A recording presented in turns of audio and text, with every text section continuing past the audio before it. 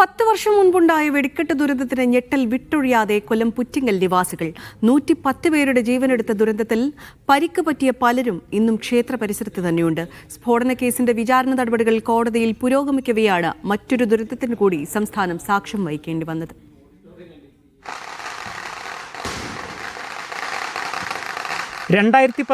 April 10 Puttingal ദേവീക്ഷേത്ര ഉത്സവ ഭാഗമായി നടത്തിയ വെടിക്കെട്ടാണ് സംസ്ഥാനത്ത് നടുക്കിയ വലിയ ദുരന്തത്തിന് വഴിവെച്ചത്. 110 പേരുടെ ജീവൻ നഷ്ടപ്പെട്ട അപകടത്തിൽ 656 പേർക്ക് പരിക്കും 358 വീടുകൾക്ക് നാശനഷ്ടവുമുണ്ടായി. ദുരന്ത ഓർമ്മകളുമായി ഇന്നും പലരും ക്ഷേത്ര പരിസരത്ത് തന്നെയുണ്ട്. ഒരു ചായ കുടിച്ചുകൊണ്ട് നിന്ന ആ കടയിൽ നിന്ന കംപ്ലീറ്റ് ആൾക്കാരും മരിക്കുകയാണ്. ആ നിന്നതിൽ ഞാൻ മാത്രമേ ഉള്ളൂ രക്ഷപ്പെട്ടത്. കാര്യം 2 അടി താഴ്ചയിൽ കുഴിയിലാണ് ഞാൻ പോയിരിക്കുന്നത്. എൻ്റെ ശരീരം മൊത്തം കുടലും പണ്ടവും തലയും ആയിട്ട് ഞാൻ കുത്തിയിരിക്കുകയാണ്. ഈ സമയത്താണ് എൻ്റെ മകൻ വന്ന് എന്നെ കൊണ്ടുപോകുന്നത്. ക്ഷേത്രം ഭാരവാഹികൾ ഉൾപ്പെടെ 59 പ്രതികളുള്ള കേസിലെ 15 പേർ ഇതിനോടകം മരിച്ചു. 44 പ്രതികൾക്കെതിരെ കൊലക്കുറ്റമാണ് ചുമത്തിയിരിക്കുന്നത്. 2 പ്രാദേശിക വെടിക്കെട്ട് സംഘങ്ങൾ തമ്മിൽ നടത്തിയ മത്സരമാണ് പുറ്റിങ്ങൽ ദുരന്തത്തിന് കലാശിച്ചത്.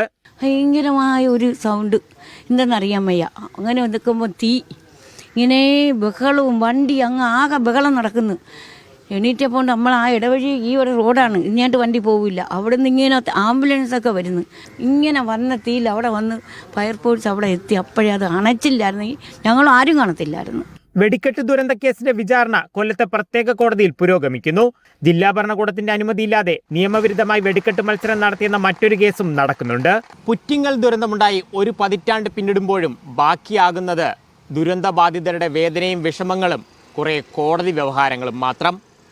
ഇപ്പോഴും സംസ്ഥാനത്ത് വെടിക്കെട്ട് കൊണ്ടുണ്ടാകുന്ന ദുരന്തങ്ങൾ തുടർക്കഥയാകുന്നു. കൊല്ലത്ത് നിന്ന് ലിജോ റോളൻസ്, മീഡിയ 1.